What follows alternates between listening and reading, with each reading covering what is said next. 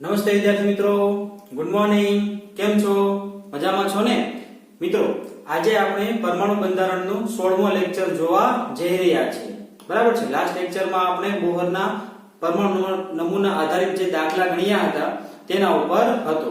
Okay મિત્રો, આજે એક નવો ટોપિક છે, એનું નામ છે વર્ણપટ.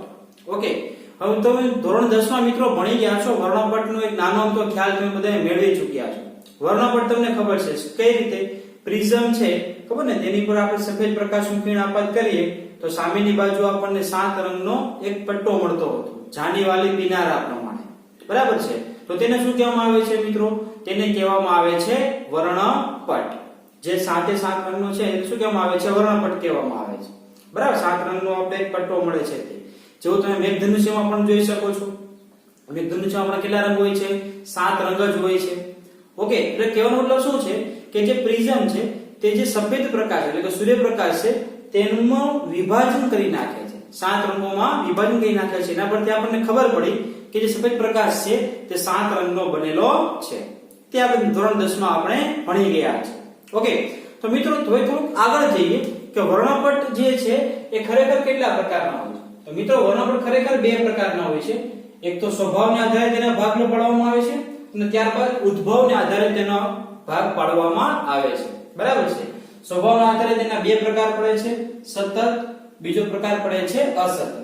ઓકે, અને ઉદ્ભવને આધારે ઉત્સર્જન અને અવશોષણ આ એના પ્રકાર પડે છે. મિત્રો ટેમ્પલેટમાં તમને આપેલું જ છે, બરાબર છે, બધું જ વસ્તુ ડિટેલમાં આપેલી છે, પણ હું એવું માનું છું કે આ રીતે યાદ રાખો તો વધારે સરળ પડશે. બરાબર છે. કેટલા પ્રકાર તેના આમ જોવા જઈએ તો 2 પ્રકાર પડે, સ્વભાવને આધારે અને ઉદ્ભવને આધારે. સ્વભાવના આધારે ફરી પાછા 2 પ્રકાર પડે છે, સતત, અસતત, અને ઉદ્ભવના આધારે ઉત્સર્જન અને અવશોષણ. બધું સમજાવીશ, શાંતિ રાખો. ઓકે મિત્રો, સ્વભાવમાં 2 પ્રકાર પડે, સતત અને અસતત. તો સતત કોને કહેવાય? ઓકે, જો આકૃતિ જુઓ, તમને આકૃતિ દેખાય છે, બરાબર છે. પ્રિઝમ છે, એમાંથી મેં શું કરેલું છે? સૂર્યપ્રકાશનું કિરણ આપાત કરેલું છે. બરાબર. તો તમે જો સામેની બાજુ 7 રંગનો પટ્ટા જોવા મળશે, જાનીવાલી કિનારા દેખાય છે. એ બાજુ દેખાય છે ને? હવે જો તમે ધ્યાનથી જુઓ તો તમે સમજશો કે જોજો એ બંને જે 7 રંગ છે ને, સોરી 7 રંગ, 7 રંગમાં ક્યાંય વચ્ચે ગેપ જ નથી. જાંબલી છે તે વાદળીમાં ભળી જાય છે, સોરી નીલામાં ભળી જાય છે. નીલો છે તે વાદળીમાં ભળી જાય છે. બરાબર છે. પછી નીલો છે તે પીળામાં ભળી જાય છે. પીળો છે તે નારંગીમાં ભળી જાય છે. નારંગી છે તે રાતમાં ભળી જાય છે. જો કોઈ વચ્ચે ગેપ જ નથી, એક સાથે કન્ટિન્યુઅસ ચાલે છે. ખબર પડી? તમે એમ નહીં કહી શકો કે આટલા ભાગમાં જાંબલી દેખાય છે નહીં, આટલા ભાગમાં જ વાદળી છે નહીં, પછી થોડો ગેપ છે નહીં. જો કન્ટિન્યુઅસ સાથે 7 રંગ જોવા મળે છે, મતલબમાં વચ્ચે કોઈ જગ્યાએ ગેપ છે જ નહીં. ખબર પડે છે? ગેપ નથી, તેને શું કહેવામાં આવે છે? સતત. એક સાથે સતત એટલે કન્ટિન્યુઅસ છે, કન્ટિન્યુઅસ ચાલ્યા જ રાખે છે. જાંબલી, જાની એટલે જાંબલી નીલામાં ભળી જાય, જાની વા નીલો છે તે વાદળીમાં ભળી જાય છે. બરાબર છે. એમ રીતે બધા જો એકબીજામાં ભળી જાય છે.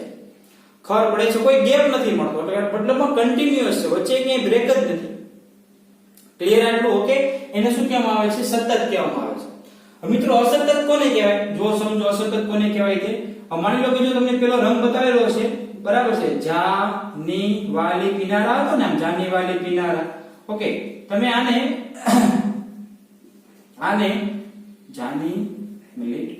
જાનીવાલી કિનારા, ઓકે, જાંબલી, બરાબર છે, લીલો, વાદળી, લીલો અને પીળો. તો જો તેમાં તમને કન્ટિન્યુઅસ દેખાય છે. આમ જો કે નીચેથી હશે, બરાબર છે, જાંબલી રંગ છે તે નીચેથી ઉપર જાય છે, એટલે આ રીતે આપણે ચેન્જ કરી નાખું. આ રીતે હશે, તમને આપેલું હશે. જો જાનીવાલી પીના અને રા, બરાબર છે. તો જોજો જાંબલી નીલામાં ભળી જાય, લીલો વાદળીમાં ભળી જાય, વાદળી નીલામાં ભળી જાય, લીલો પીળામાં ભળી જાય છે, નારંગીમાં ભળી જાય, આમાં ભળી જાય. બધા વચ્ચે ગેપ નથી. પણ થાય શું? અસતત કોને કહેવાય? એ સતત સમજાવતા પહેલા જો હું એક સમજાવી દઉં, વસ્તુ યાદ આવી ગઈ છે એટલા માટે. આ જાનીવાલી કિનારા છે ને મિત્રો, એમાં જાંબલી રંગની તરંગ લંબાઈ જે લેમડા છે એ સૌથી કેવી છે? ઓછી છે. સૌથી કેવી છે? ઓછી છે. બરાબર. તો મિત્રો ધ્યાન રાખજો, લેમડા છે ને, લેમડા એ એટલે આમ કહી શકાય તમને વિચલન જે પામે છે, વિચલન કેવું હોય છે? તરંગ લંબાઈના વ્યસ્ત પ્રમાણમાં હોય છે. બરાબર છે. એમાં જોજો જાંબલી રંગ છે, જાંબલી રંગ સૌથી નીચે જોવા મળે છે. આપણે તમને ખ્યાલ છે દ્રશ્ય પ્રકાશની તરંગલંબાઈનો વિસ્તાર કેટલો છે? 400 થી 750 ખ્યાલ છે ને આ બધાય? ક્લિયર? તો તમને ખબર છે 400 તરંગલંબાઈ કોની છે? તો કે જાંબલી રંગ. તો જો તેનું વિચલન સૌથી વધારે થાય છે. એટલે આ વસ્તુ યાદ રાખવાની, જેમ તરંગલંબાઈ વધે તેમ વિચલન કેવી થાય? ઘટે. એટલે કે ઓછી. લાલ રંગની તરંગલંબાઈ સૌથી વધારે છે, તે જો તે સૌથી ઓછું વિચલન પામે છે. ક્લિયર આટલું? ઓકે. હવે મિત્રો અસતત કોને કહેવાય એ સમજીએ. જો અસતતમાં કેવું થાય? આટલા રંગમાં તમને કલર મળે, માની લો કે આ કલર તમને મળી ગયો છે, બરાબર છે. પછી થોડો ગેપ પડે, ફરી પાછો બીજા ભાગમાં તમને કલર મળે, ફરી પાછો ગેપ પડે, ફરી પાછો ત્રીજા ભાગમાં તમને કલર મળે. મતલબમાં વચ્ચે ગેપ હોય, એ કન્ટિન્યુઅસ ના હોય. ખબર છે? વચ્ચે ગેપ હોય, કન્ટિન્યુઅસ હોતો નથી. ઓકે. ઉપર આકૃતિ એમને જ રાખું છું. હવે જો નીચે તમને બીજો મિત્રો આ બીજી આકૃતિ દેખાય છે. દેખાય છે આકૃતિમાં જુઓ, સતત અને અસતત બંને વચ્ચેનો મેં તફાવત આપેલો છે. ઉપરની જે ગ્રાફ છે તે જો કન્ટિન્યુઅસ છે, જે તમને ઉપર 7 રંગમાં મળતું ને તે રંગમાં છે. પણ નીચેનો તમે આ થોડોક વર્ણપટ જુઓ તો તેમાં જોશે કલર હશે, વચ્ચે ગેપ હશે. ગેપ એટલે કાળો ભાગ હશે, ફરી પાછો કલર હશે, ફરી પાછો વચ્ચે ગેપ હશે. બરાબર? તો એ સતત નથી, એ કેવું છે? અસતત છે. ખબર પડે છે? કેવું છે? અસતત છે. ખબર પડી ગઈ? તો સતત અને સતત વચ્ચેનો આટલો તમને ગેપ ખબર પડી ગઈ. ઓકે. સતત કોને કહેવાય અને સતત કોને કહેવાય તે ક્લિયર? ચાલો હવે મિત્રો ઉદ્ભવ. બરાબર છે. હવે ઉદ્ભવને આધારે વર્ણપટ. હવે વર્ણપટ આ રચાય તો છે જ, બરાબર છે. વર્ણપટ રચાય છે, તો તેનો ઉદ્ભવ કઈ રીતે થાય છે? આ તો સિમ્પલ પ્રયોગ કર્યો આપણે કે સૂર્યપ્રકાશનું કિરણ આપાત થાય અને તેમાંથી સાંદ્રકનું વિભાજન થાય, તેનો આપાત કર્યો. પણ મિત્રો ઉદ્ભવ છે, તો ઉદ્ભવ કોઈ ધાતુ હોય, તત્વ આપણી પાસે 118 તત્વો છે, તેને આપણે વર્ણપટ આપણે બનાવવો હોય તો ઉદ્ભવને આધારે બનાવી શકાય. ઉદ્ભવમાં બે પ્રકાર છે, ઉત્સર્જન અને અવશોષણ. આપણે બધા તત્વોના જોરા નથી, આપણા સિલેબસમાં માત્ર ને માત્ર હાઇડ્રોજન જ છે. બરાબર? તો જો હાઇડ્રોજન વર્ણપટ છે ને, હવે તમને તેના આ બંને સમજાવો. સાંભળજો, ઉત્સર્જન અને અવશોષણ કોને કહેવાય તેને આધારે. બરાબર છે? જો આપણે એનસીઈઆરટી ની જે બુક છે મિત્રો, એમાં જે હવે આ ભૂસી નાખું છું, બરાબર છે? એનસીઈઆરટી ની જે બુક છે ને, એમાં જો તમને વસ્તુ આપેલી છે, આકૃતિ આપેલી છે, તે આકૃતિ હું તમને સ્ક્રીન પર દેખાડું છું. જો તમને સ્ક્રીન ઉપર આકૃતિ દેખાતી હશે. ઓકે મિત્રો, જોજો કોને આધારે પ્રકાર કીધા હતા આપણે? એક તો ઉત્સર્જન, બરાબર છે? એક તો કોને આધારે? ઉત્સર્જન, અને બીજું કોને આધારે? અવશોષણ. બરાબર છે? આને આધારે, અવશોષણને આધારે. રેડી? મિત્રો જે નીચેની આકૃતિ પેલા સમજો. જે નીચેની આકૃતિ છે ને તે અવશોષણની છે. કોની છે? અવશોષણની આકૃતિ છે. ઓકે. જે નીચેની આકૃતિ છે તે. ઓકે. તો પેલા મિત્રો આપણે આ સમજી લઈએ. એરિયા વસ્તુ શું કહેવા માંગે છે? તે અવશોષણ. જો એક તમને છે ને એક આ રીતે ઘન પદાર્થ દેખાતો છે આકૃતિમાં, પેલો ત્યાં નીચે લખેલું છે સફેદ પ્રકાશનો સ્ત્રોત, એમ લખેલું છે. પછી મિત્રો એટલે કે એનો મતલબ એવો છે કે અહીંથી સફેદ પ્રકાશ ઉત્પન્ન થાય છે. જો અહીંયા લખેલું છે અવશોષિત નમૂનો. શું લખેલું છે? અવશોષિત નમૂનો. અવશોષિત નમૂનો એટલે શું થાય મિત્રો? માની લો કે અવશોષિત નમૂનો તરીકે હું અહીં કોઈ ઠંડો ગેસ રાખું છું. ઠંડો ગેસ, બરાબર છે? શું રાખું છું? ઠંડો ગેસ રાખું છું. અને ત્યારબાદ જુઓ તે એક સ્લિટ આપેલી છે. મતલબમાં એક આ પ્રકાશમાંથી એક નાનું તો છિદ્ર હોય, અહીંયા સ્લિટ એટલે બારી જેવું નાનું અમથું, બરાબર છે? છિદ્ર આપેલું, અને પછી તેને પ્રિઝમ પર પાડવામાં આવે છે. અને પછી મિત્રો એને 7 રંગમાં જેનું વિભાજન થતું હોય આ રીતે, તો એ રીતે તેનું વિભાજન થશે. 7 રંગમાંથી જે કંઈ થતું હોય તે, એવું જરૂરી 7 રંગમાં થતું હોય તે. પણ મિત્રો થશે શું? જોજો અવશોષણ વર્ણપટ કોને કહેવાય તે હું તમને સમજાવું છું અત્યારે. મિત્રો આ ઠંડો ગેસ છે, મતલબમાં તેની પાસે ઊર્જા નથી, બરાબર ને? ઊર્જા છે જ નહીં. તમને ખબર છે રાત્રિનો જે માહોલ હોય તે થોડો ઠંડો માહોલ હોય છે, દિવસે થોડી ગરમી હોય છે. કેમ? કારણ કે મિત્રો થોડોક સૂર્યપ્રકાશ આવી જાય છે. હવે કોઈ પણ પદાર્થ ઠંડો હોય તો સ્વાભાવિક છે કે શું કરશે? તે ઉષ્માનું શોષણ કરશે. આપણે રોડની જ વાત કરીએ, સામાન્ય રીતે રોડની વાત કરીએ તો રાત્રે તમે ખુલ્લા પગે રોડ ઉપર ચાલી શકો છો, કારણ કે તે ગરમ નથી હોતા. પણ દિવસે શું કરે છે કે ઠંડો, જો રાત્રે દરમિયાન ઠંડો પડી ગયો હોય છે, બરાબર? અને દિવસે તે શું કરશે? સૂર્યપ્રકાશનું શોષણ કરશે, કારણ ઠંડો પદાર્થ છે એ ઉષ્મા મેળવશે. તો સેમ મિત્રો એવું થશે, કોઈ ઠંડો ગેસ છે અથવા કોઈ ઠંડો પદાર્થ છે તે સૂર્યપ્રકાશમાંથી શું કરશે? ઊર્જાનું શોષણ કરશે. ખબર પડી? પણ મિત્રો મેં તમને કીધું તેમ, ખબર છે ને નીલ્સ બોહરે શું કીધું છે? સાંભળો. હવે આ જે ધ્યાનથી સમજો, આ પદાર્થ જે ઊર્જાનું શોષણ કરે, માની લો કે એનું આ કેન્દ્ર છે, આ એની કક્ષાઓ છે. હવે તે આની પર કોઈ સૂર્યપ્રકાશનું કિરણ આપાત થાય, અહીંયા ઇલેક્ટ્રોન છે, માની લો કે ઇલેક્ટ્રોન ઉપર પ્રકાશ આપાત થયો, તો આ ભાઈ શું કરશે? ઉત્સર્જિત થશે. અમુક આના કામની જો ઉર્જા હશે, ખબર ને નીલ્સ બોરે કીધું છે, જો કામની હોય તો શોષણ થશે, નકર શોષણ નહીં થાય. માની લો કે આ સૂર્યપ્રકાશમાંથી આવતા તરંગ લંબાઈ છે, તેમાંથી અમુક તરંગ લંબાઈ એના કામની હતી એટલે ઉત્સર્જિત થઈને ક્યાં જતો રહેશે? ઉપર જતો રહેશે. ખબર પડી? તો સૂર્યપ્રકાશમાંથી મિત્રો રંગ કેટલા આવે છે? માની લો કે 7 રંગ આવે છે, બરાબર? કેટલા રંગ આવે છે? 7 રંગ. 1 2 3 4 5 6 અને 7 ના 7 રંગ આવે છે.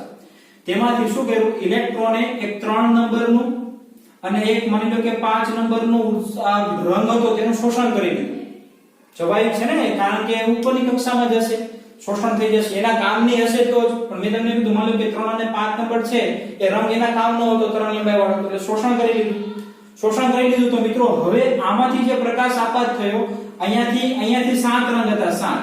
હવે અહીંયા જે નીકળ્યો જે પ્રકાશમાં માત્ર 5 જ રંગ હશે કે નહીં? ખબર પડે છે? એટલે બે રંગનું શું થઈ ગયું? શોષણ થઈ ગયું. બે રંગનું શોષણ થઈ ગયું તો પ્રિઝમમાંથી જે પ્રકાશ જશે તે મિત્રો તેમાં તમને બે રંગ કેવા મળશે? ઓછા મળશે. ખબર પડે છે? બે રંગ કેવા મળશે મિત્રો? ઓછા મળશે. કારણ એને બે રંગનું શોષણ કરી લીધું છે. રંગનું ખરેખર શોષણ હોતું જ નથી મિત્રો, તરંગ લંબાઈનું હોય છે, પણ તરંગ લંબાઈના આધારે અલગ અલગ રંગ મળે છે. ખબર પડે છે? એટલે આ થઈ ગયું અવશોષણ. કેમ? એને શોષણ કરેલું છે, શોષણ કરી નાખ્યું છે. ખબર પડે છે? એટલે જો તમને એ આકૃતિ જેમાં ઓલું પ્રિઝમની પછી જે એક વર્ણપટ એક પડદા પર આપેલો છે અને પછી જો નીચે લખેલું છે અવશોષણ વર્ણપટ, દેખાય છે? શું દેખાય છે? અવશોષણ વર્ણપટ. એમાં તમે જો આગળનો ભાગ છે થોડો કાળો રંગનો ભાગ છે, દેખાય? અને પછી જો ધીમે ધીમે છે ને વચ્ચે કોઈ જગ્યાએ બ્લેક લાઈન આવે છે, બ્લેક લાઈન. બરાબર? તો બ્લેક લાઈન નો મતલબ શું થાય છે મિત્રો? બ્લેક લાઈન નો મતલબ એવો થશે, જે કાળા રંગની જે લાઈન છે, ઊભી લાઈન છે, તેનો મતલબ એવો થાય છે કે આ જે 7 રંગ હતા ને એમાંથી એને અમુક રંગનું શોષણ કરી લીધું હશે, તેનો મતલબ એવો થાય છે. એટલે તે અહીંયા શોષણ થઈ ગયું છે તો પ્રિઝમ જે એનું વર્ણપટ આપશે તો ત્યાં તો તેને રંગ મળશે જ નહીં. તો સેમ એવું ઘટના ત્યાં છે. ખબર પડે છે? સેમ એવી ઘટના ક્યાં છે? ત્યાં જુઓ તમને અમુક લાઈન ગાયબ છે, ત્યાં અમુક રંગ ગાયબ છે. ખબર પડી ગઈ? એટલે અવશોષણ એટલે શું? સૂર્યપ્રકાશમાંથી કોઈ કિરણ આવતું હોય ને એનું અમુક ભાગનું શોષણ કરી આ પદાર્થ છે, કારણ કે એને ઉર્જા જોઈએ છે, કારણ કે પોતે ઠંડો વાયુ છે અથવા ઠંડો પદાર્થ છે. રેડી? તો શોષણ કરી લેશે. તો હવે જે પ્રિઝમમાંથી જે પ્રકાશ આપણે આપાત કરીશું મિત્રો, એમાંથી અમુક રંગ ગાયબ છે, તો સામેની બાજુ તમને વર્ણપટમાં તે રંગ મળશે જ નહીં. ખબર પડી ગઈ આટલી? ઓકે? એટલે આ અવશોષણ થઈ ગયું. મિત્રો અવશોષણ વર્ણપટ છે ને તે કયા પ્રકારનો છે? ધ્યાન રાખજો, તે અસતત છે, સતત નથી. જો આમાં અમુક લાઈન ગાયબ છે. ખબર પડે છે? તે કેવો છે? સતત નથી. કેવો છે? અસતત છે. સમજાઈ ગયું આટલું? ઓકે? ચાલો હવે મિત્રો આની ઉપર જુઓ, તમને જે હવે આકૃતિ એ આપેલી છે તેની વાત કરું છું, આકૃતિ એ ની. પણ મિત્રો આકૃતિ એ માટે હું શું કરીશ? સાંભળજો. આની પાસે જે શોષણ થઈ ગયો છે, જે જથ્થો એ ઉર્જાનો જેને શોષણ કરેલો છે, બરાબર? એટલે ઇલેક્ટ્રોન ક્યાં ગયો? આ નીચેની કક્ષામાંથી ક્યાં ગયો? ઉપરની કક્ષામાં. બરાબર છે? જ્યારે ઇલેક્ટ્રોન સ્થિર કક્ષામાં હતો એટલે કે ધરાવસ્થામાં હતો, આ ધરાવસ્થા તો ભૂમિ અવસ્થા કહેવાય, ત્યારે તે કેવો હતો? સ્થાયી હતો. હવે તે ઉર્જા લઈને ઉપરની કક્ષામાં જાય છે, અહીંયા જાય છે, એટલે મિત્રો હવે તેની આ ઉત્તેજિત અવસ્થા થઈ ગઈ. કઈ અવસ્થા થઈ ગઈ? ઉત્તેજિત અવસ્થા. રેડી? એટલે ઉત્તેજિત અવસ્થામાં માની લો કે આ ઉત્તેજિત અવસ્થા વાળો પરમાણુ નમૂનો છે, આ ઠંડો ગેસ હતો, એને અમુક ઉર્જાનું શોષણ કરી લીધું, એટલે તેની પાસે ઉર્જા આવી ગઈ. ઇલેક્ટ્રોન ક્યાં જતો રહ્યો? ઉપર જતો રહ્યો. માની લો કે બીજી કક્ષામાં ઇલેક્ટ્રોન જતો રહ્યો છે. આ અવસ્થાને કઈ અવસ્થા કહેવાય? ઉત્તેજિત અવસ્થા કહેવાય.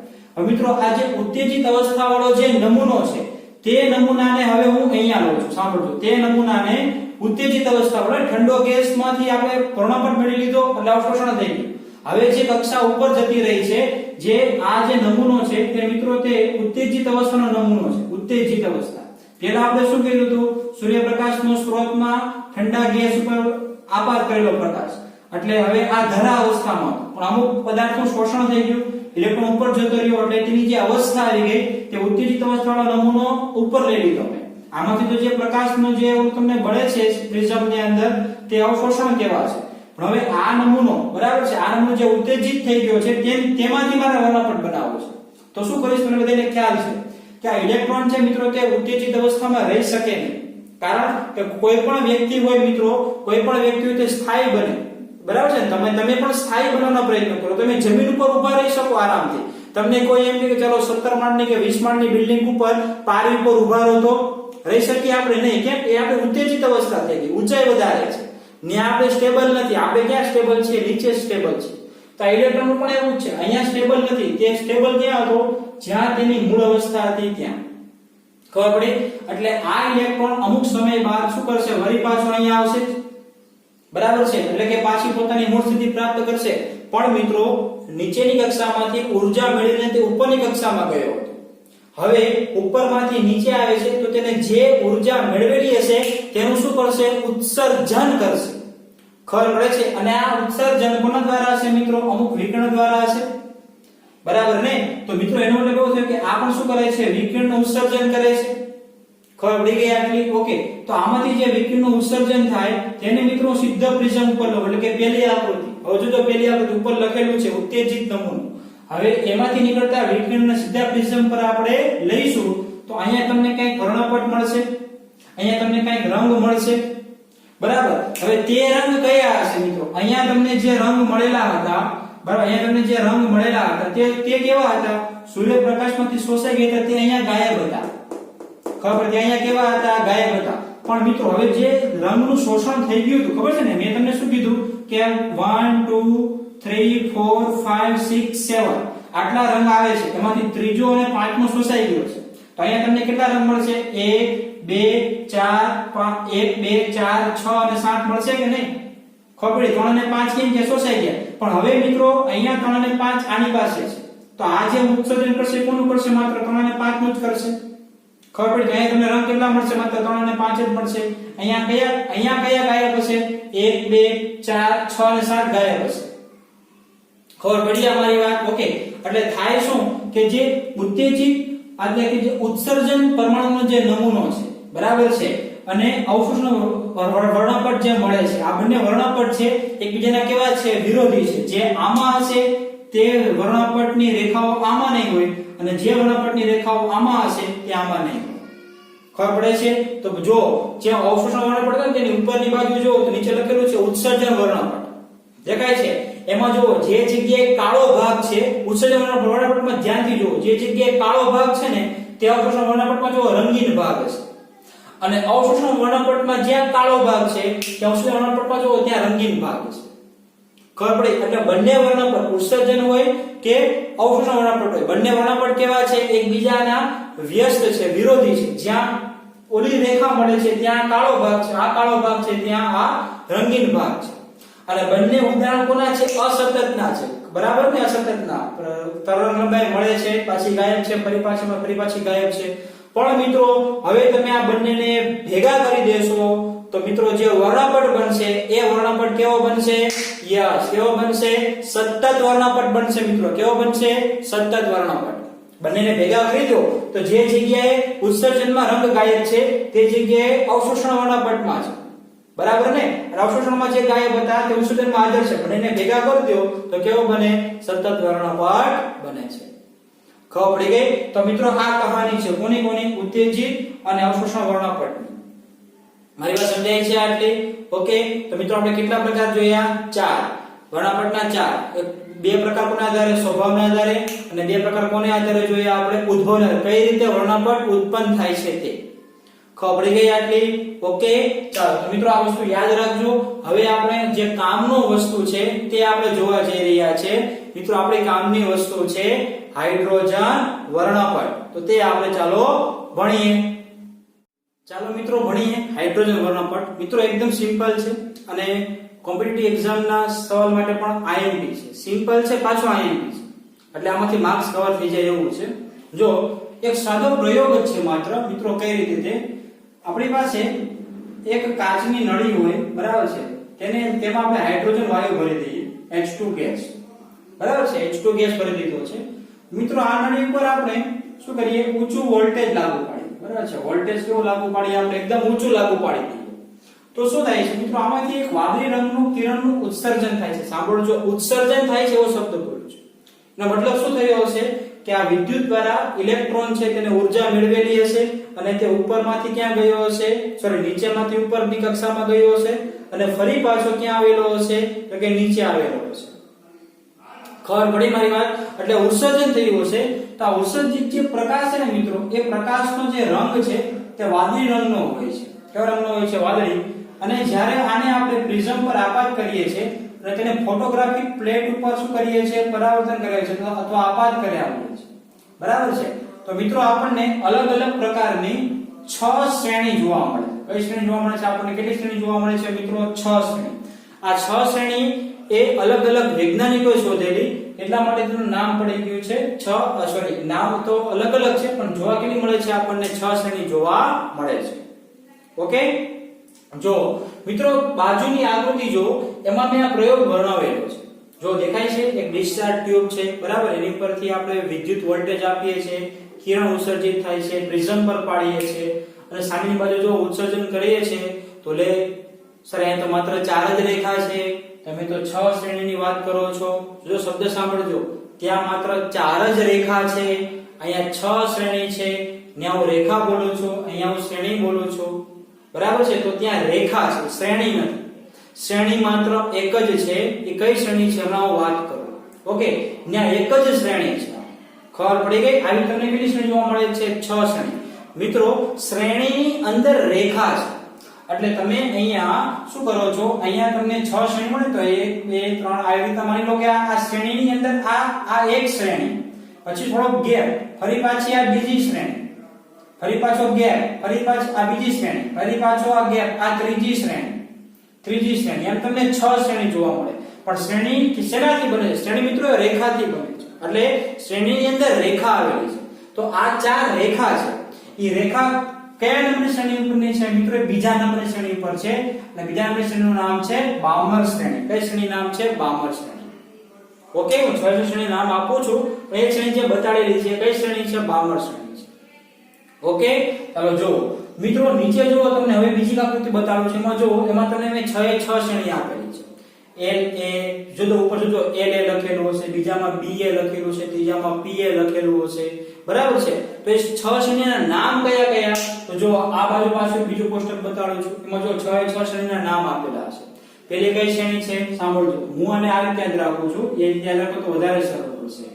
લાય, બાપા, બે, ફંડ. બરાબર? કેટલા? લાય, બાપા, બે, ફંડ. સાંભળજો. લાય એટલે પહેલી શ્રેણી જો આ કોષ્ટક દેખાડું છું તેમાં. બરાબર છે? લાય એટલે લાયમન, પછી બાપા એટલે એમાં બા એટલે બામર, પા એટલે પાસવાન, બે એટલે બ્રેકેટ અને ફંડ એટલે ફૂંડ શ્રેણી છે. જો 5 શ્રેણી થઈ ગઈ મિત્રો. 6ઠી શ્રેણીનું નામ નથી, એ પછીથી શોધાણી હતી. બરાબર છે? તેનું નામ છે હમ્ફ્રી શ્રેણી. કઈ શ્રેણી છે? હમ્ફ્રી શ્રેણી. હજી હોય છે પણ આપણે આટલા કામની જ છે આપણે. બરાબર છે? 6 શ્રેણી: લાયમન, બામર, પાસવાન, બ્રેકેટ, ફંડ અને હમ્ફ્રી. કોઈ પણ એક્ઝામમાં સવાલ પૂછાશે ત્યાંમાંથી સવાલ આવશે.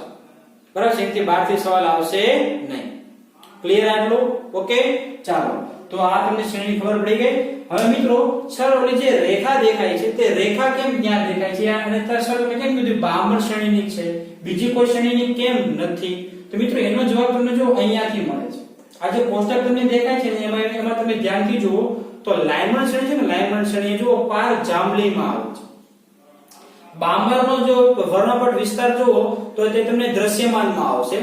જ્યારે બાકીની બધી શ્રેણી છે પાસવાન, બ્રેકેટ, ફંડ અને હમ્ફ્રી, બરાબર છે, એ બધામાં પાર રક્ત વિસ્તારનો છે. જ્યારે હમ્ફ્રી છે ને મિત્રો, હમ્ફ્રી એ તો અતિ દૂરનો પાર રક્ત વિસ્તાર છે. કેવો છે? અતિ દૂર. જો એ કોષ્ટકમાં નહીં એટલે હું લખી દઉં છું અહીંયા. બરાબર છે? આ છે ને તે અતિ દૂરનો પાર રક્ત વિસ્તાર છે. પાર રક્ત વિસ્તાર. જ્યારે આ જો સાંભળજો, લાયમન છે એ અલ્ટ્રાવાયોલેટ એટલે પાર જાંબલી એટલે યુવી કિરણ, બરાબર છે, એને આપણે કહીએ છીએ. જ્યારે આ વિઝિબલ માં આવે છે, દ્રશ્યમાન છે ને વિઝિબલ કહેવાય. અને આ બધો મિત્રો ઇન્ફ્રારેડ, બરાબર છે, એટલે પાર રક્ત વિસ્તારમાં આવે છે. ઓકે, એટલે આ બધું ખબર પડી ગઈ. મિત્રો આપણે માત્ર દ્રશ્યમાન પ્રકાશ જ જોઈ શકીએ છીએ, વિઝિબલ જોઈ શકીએ છીએ. નથી આપણે અલ્ટ્રાવાયોલેટ જોઈ શકતા કે નથી આપણે પાસવાન ઇન્ફ્રારેડ એટલે પાર રક્ત કિરણ જોઈ શકતા. ઓકે, આ આપણે આગળ ભણી ગયા છે. બરાબર છે? ચલો એક વખત ફરીથી રિવાઇઝ કરાવો. જો હવે તમને એક આકૃતિ દેખાય છે, આકૃતિ તમે ભણી ગયા છો ને. એમાં જુઓ જે ઉપરની લાઈન છે એમાં જુઓ 10 ની 16 ઘાત છે. એની બાજુમાં લખેલું હશે યુવી, અલ્ટ્રા વાયોલેટ એવું લખેલું હશે. બરાબર. તો મિત્રો એ અલ્ટ્રાવાયોલેટ એટલે પારજાંબલી થાય. પારજાંબલી અને જો પાર રક્ત બંનેની વચ્ચે રંગીન થોડો પટ્ટો દેખાય છે અને એ રંગીન પટ્ટાનું નામ છે મિત્રો દ્રશ્યમાન વર્ણપટ. તો એ જ તમને દેખાય છે. ખબર પડે છે? બાકીની પાર રક્ત અને પાર જાંબલી તમને દેખાશે નહીં.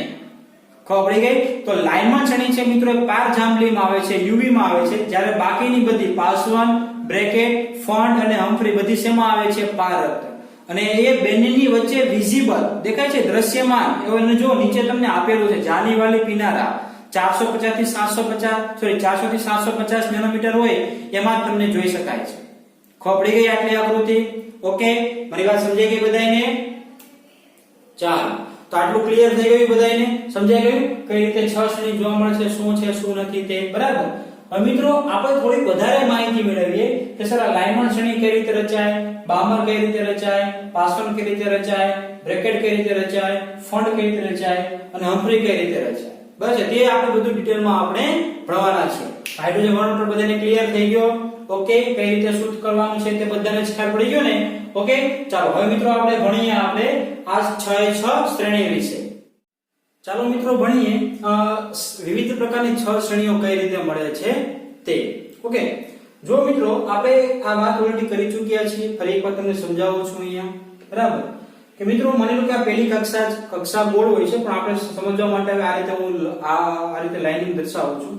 n બરાબર 1 હોય. બરાબર છે? એના માટે ઊર્જાનું મૂલ્ય કેટલું હોય મિત્રો? તમને ખબર છે? બરાબર, સૂત્ર આપણે ભણી ગયા છીએ. E ખબર છે -13.6 ગુણ્યા શું આવે છે? z² / n². આ સૂત્ર આપણને ખબર છે. બરાબર. આનો ઉપયોગ કરીને મેં બધા સૂત્ર આ ઊર્જાનું મૂલ્ય મેળવેલું છે. n બરાબર 1 મૂકો તો તમને -13.6 મળશે. હાઇડ્રોજન માટે z બરાબર તો 1 જ હશે. હવે ચાલો પછી 2 મૂકો તો ભાગ્યા 4 થશે, તમને -3.4 ઇલેક્ટ્રોન વોલ્ટ મળશે. બરાબર. પછી n બરાબર 3 થશે એટલે -1.51 ઇલેક્ટ્રોન વોલ્ટ થશે. અહીંયા તમારે ભાગ્યા 9 કરશો એટલે અલગ અલગ 16 કરશો તો એ મળશે, પછી 25 કરશો તો પેલું મળશે. એટલે આ સૂત્ર પરથી મેં ઊર્જાના સ્તર બતાવેલા છે. ક્લિયર આટલું? ઓકે, ચાલો હવે મિત્રો ધ્યાનથી જુઓ તો મેં આ જે ઊર્જાનું સ્તર છે ને મિત્રો એમાં જુઓ n બરાબર 1 થી n બરાબર 2 ઉપર થોડો વધારે ગેપ રાખેલો છે અને n બરાબર 2 થી n બરાબર 3 ઉપર ઓછો ગેપ રાખેલો છે. n બરાબર 3 થી n બરાબર 4 ઉપર ઓછો ગેપ છે. થોડો ગેપ ધીમે ધીમે ઘટતો જાય છે. આ બંનેનો વચ્ચેનો ગેપ છે એના કરતા આ બંનેનો વચ્ચેનો ગેપ કેવો? ઓછો. ફરી પાછો આ બંનેનો ઓછો, આ બંનેનો ઓછો. તેમ અનંત અંતરે જશું તેમ તેની ઊર્જા કેટલી થઈ જશે? 0. આપણે વાત કરી દીધેલી છે. ઇલેક્ટ્રોન અનંત અંતરે હોય એટલે કે કેન્દ્ર કક્ષા છોડીને બહાર જતો રહે ત્યારે ઇલેક્ટ્રોનની ઊર્જા કેવી થઈ જાય છે? 0 થઈ જાય છે. તો આ ખબર પડી ગઈ મિત્રો?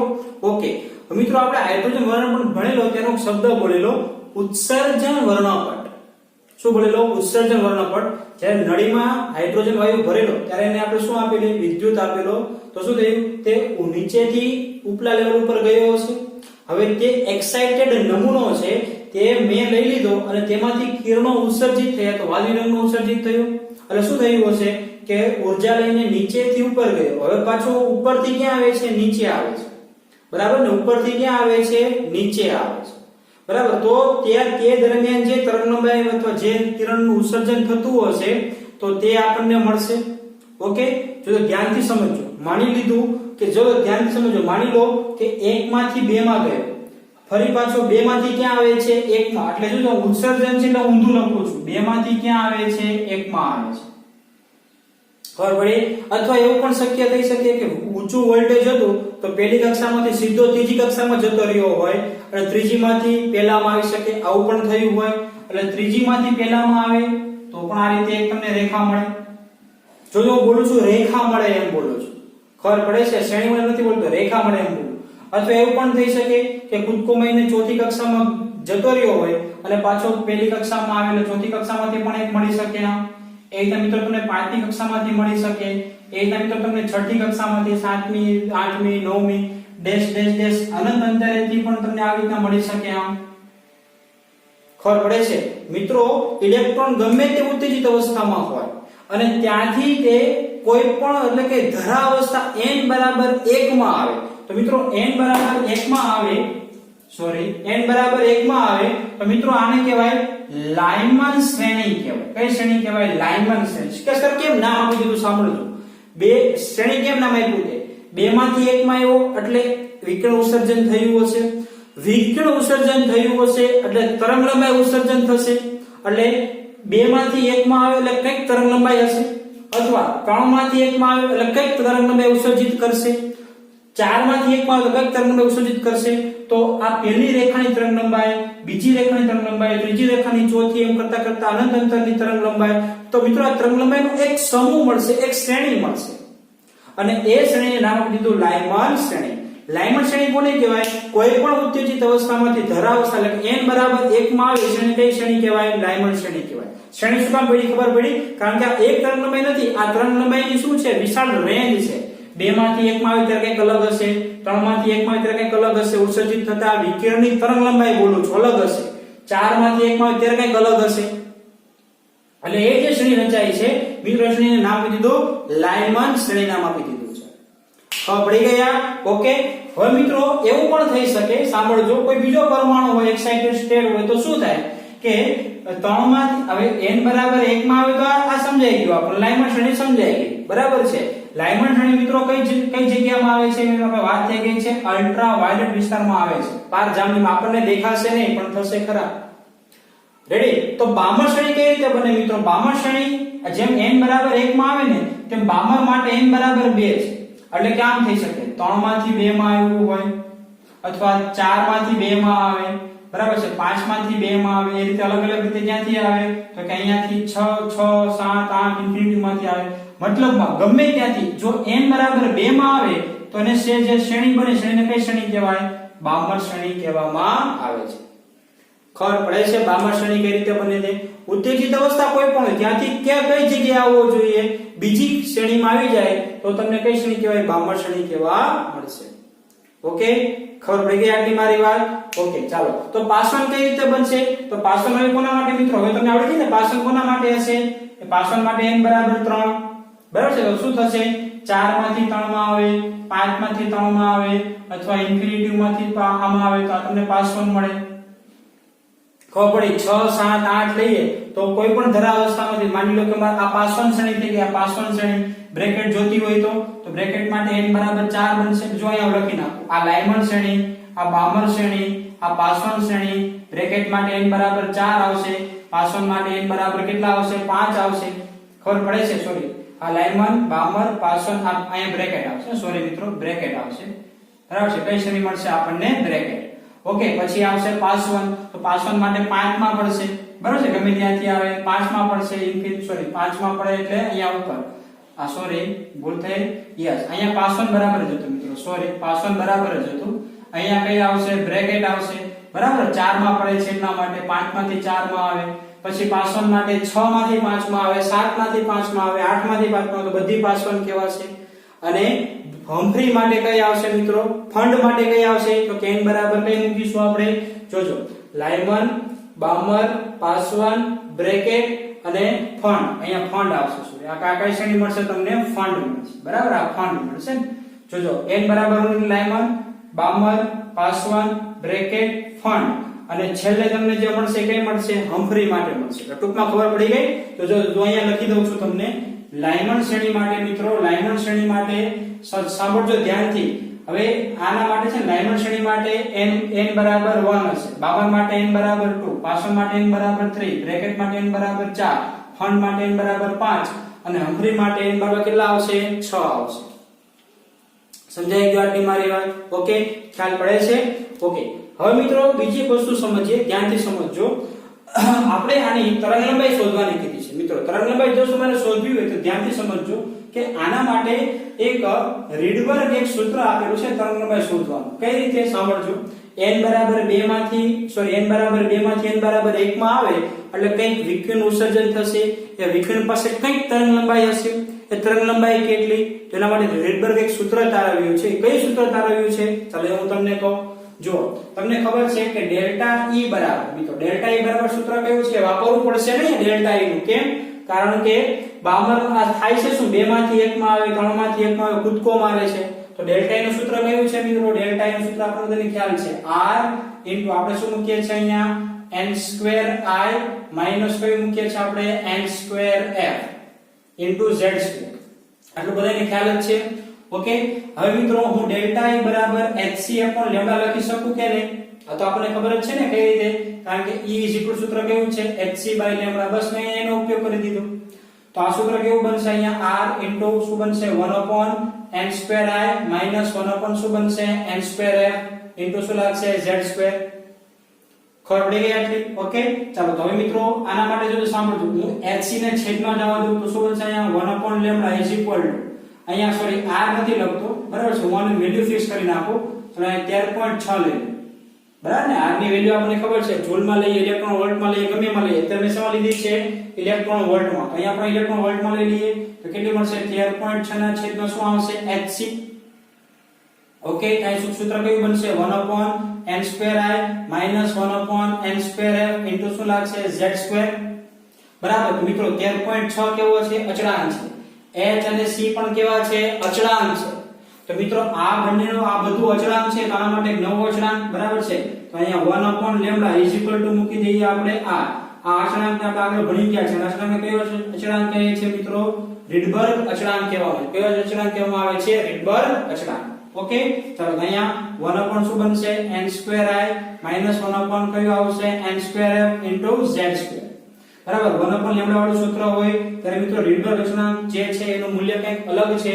એનું મૂલ્ય છે 1.09678 ઇન્ટુ 10⁻⁷ મીટર ઇન્વર્સ. બરાબર, ઇન્ટુ 10⁻⁷ મીટર ઇન્વર્સ આ સૂત્ર છે.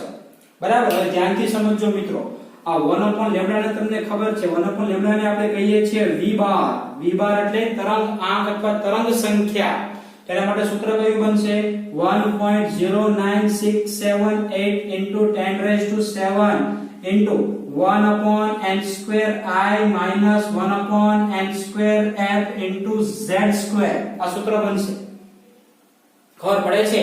આપણે આનું કઈ રીડબર્ગ અચળાંકનું મૂલ્ય મૂકવાની જરૂરિયાત નથી. આપણે r ને r તરીકે જ લેશું, પણ જો નોટ બનાવતો હોય તો આ લખવું હોય તો લખી લેજો, આટલું મૂલ્ય મળે. અને એના પરથી આપણને શું મળે છે? તરંગ આંકનું મૂલ્ય જો જોતું હોય તો પણ આપણે મળે છે, તો તરંગ સંખ્યાનું મૂલ્ય પણ આપણને મળે છે. આ સૂત્ર યાદ રાખજો. કયું સૂત્ર છે? 1 upon lambda is equal to r into 1 upon n square i minus n square f. બરાબર. તો મિત્રો ફિક્સ કરી નાખજો, ભૂલ ન થાય. n સ્ક્વેર i હંમેશા નીચું મૂલ્ય લેવાનું, n સ્ક્વેર f હંમેશા કેવું મૂલ્ય લેવાનું? ઊંચું લેવાનું. એ જેને દાખલા ચલાવીશ એટલે હું તમને કહીશ પહેલા, બરાબર છે, કઈ રીતે નીચું ને કઈ રીતે ઊંચું તેની વાત કરું છું. ખબર પડી ગઈ આટલી મારી વાત? ઓકે. મિત્રો જો આ શ્રેણી જે છે ને, શ્રેણી બરાબર છે, મેં દોરેલી છે. તમારી ટેક્સ્ટ બુકમાં જે શ્રેણી છે એ જો તમને અહીંયા દર્શાવું છું, દેખાય છે? લાયમન શ્રેણી કઈ રીતે બને છે? n બરાબર 1 માં પડે ગમે ત્યાંથી n બરાબર 1 માં પડે તો લાયમન, પછી ગમે ત્યાંથી n બરાબર 2 માં પડે તો બામર. ઉપરની કક્ષામાંથી લેવા, નીચેનામાંથી નહીં લેવા. ખબર પડે છે? પછી 3 હોય તો પાસવર્ડ સોરી પછી ચોથી કક્ષામાં પડે તો કઈ આવશે? બ્રેકેટ. પાંચમા પડે તો કઈ આવશે? ફંડ. છઠ્ઠા પડે તો કઈ આવશે? આંભરી. ખબર પડી ગઈ આટલી? ઓકે.